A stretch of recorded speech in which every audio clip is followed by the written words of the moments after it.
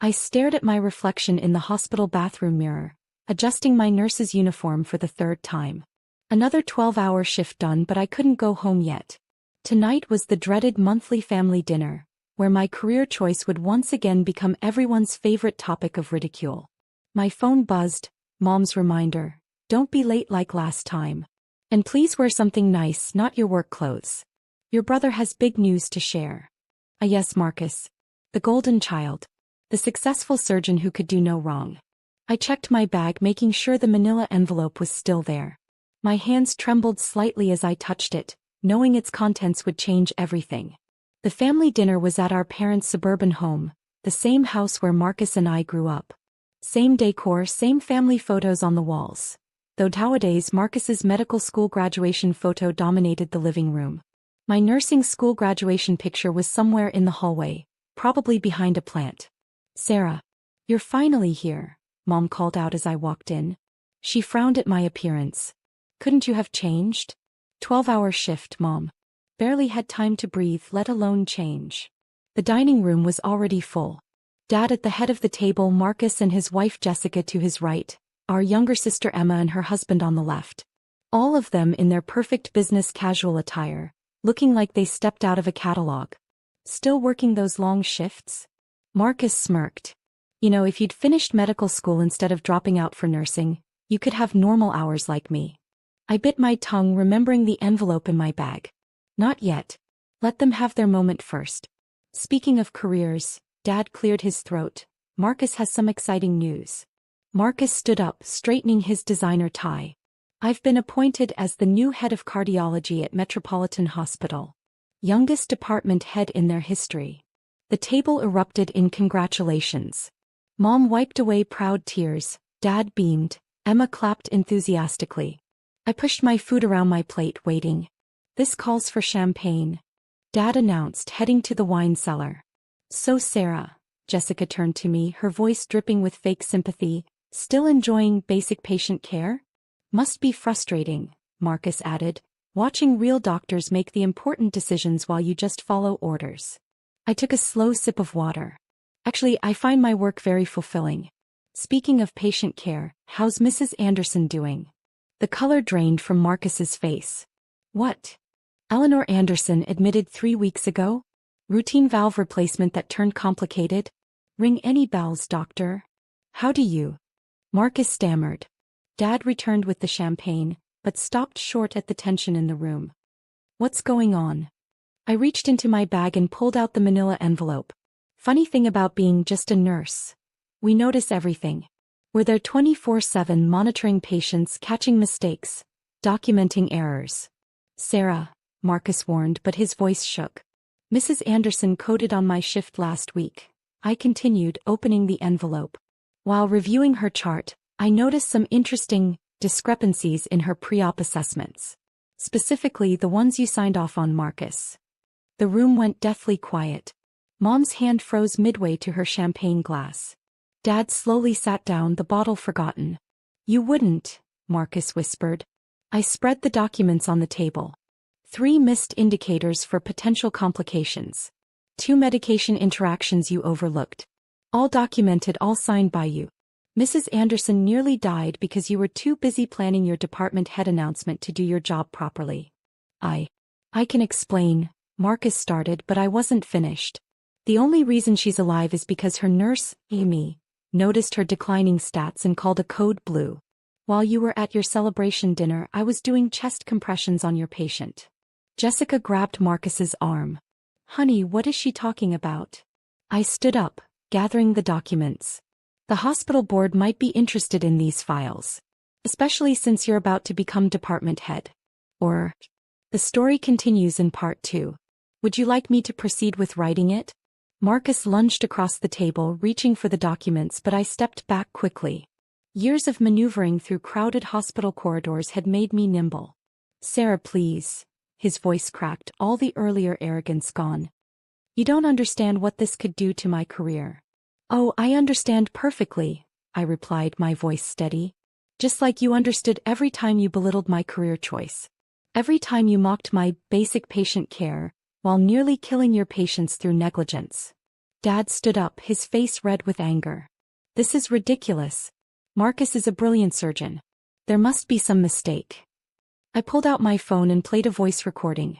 Mrs. Anderson's weak voice filled the dining room. That nurse, Sarah. She saved my life. The doctor never listened when I told him about my medications. Mom's champagne glass slipped from her hand, shattering on the hardwood floor. Nobody moved to clean it up. I have more, I continued. The Thompson case from last month. The Wilsons from the cardiac unit. It's amazing what patients tell their nurses, especially when their doctors are too busy promoting themselves to listen. Emma, who had been silent until now, spoke up. But Marcus, you always said being department head was about improving patient care. It was, he snapped, then caught himself. It is. She's just jealous. She couldn't handle medical school, so now she's trying to ruin my success. I laughed, but there was no humor in it. I didn't drop out of medical school, Marcus. I chose nursing.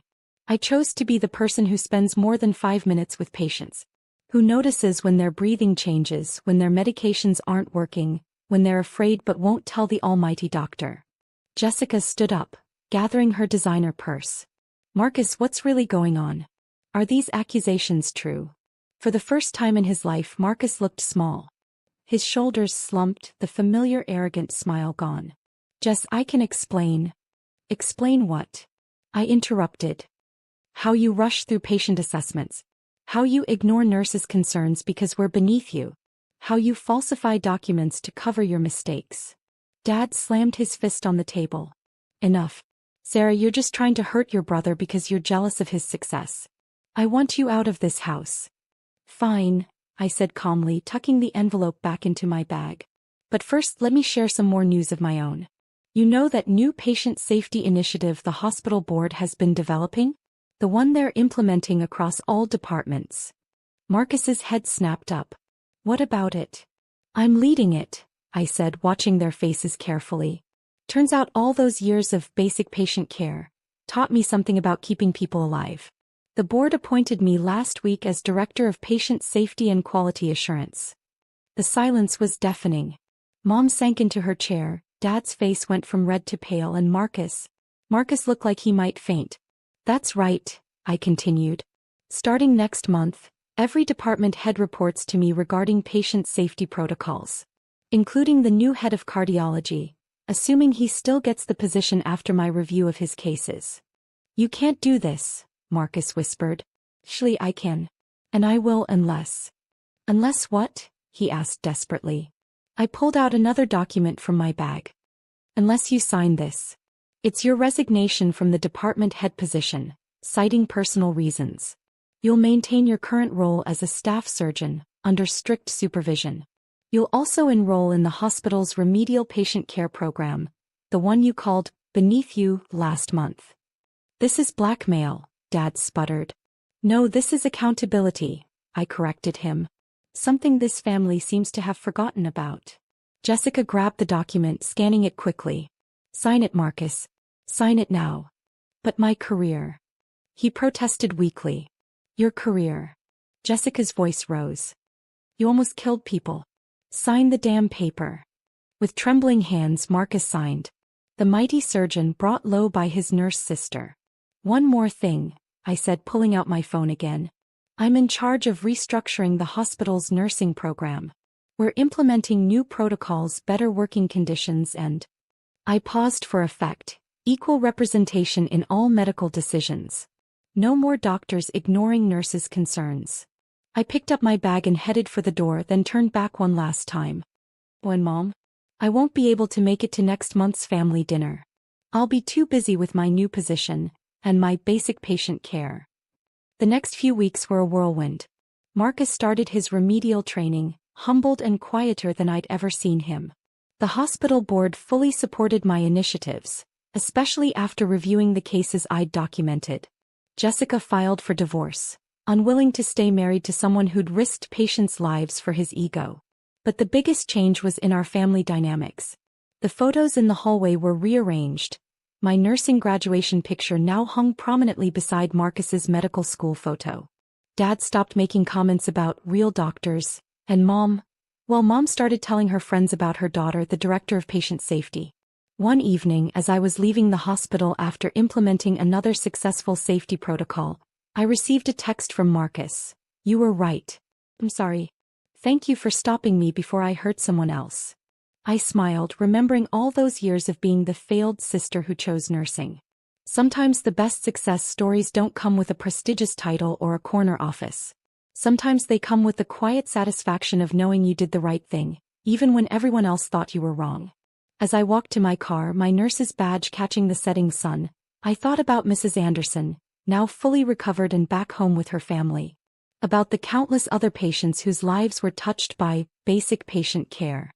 About the new generation of nurses who would work in a hospital where their voices mattered. Maybe I hadn't failed after all. Maybe I'd succeeded in the most important way possible, by staying true to my calling, even when my own family couldn't see its value. And now, finally, they understood that sometimes the biggest impact comes not from those who stand in the spotlight, but from those who work quietly in the background, keeping everyone else alive.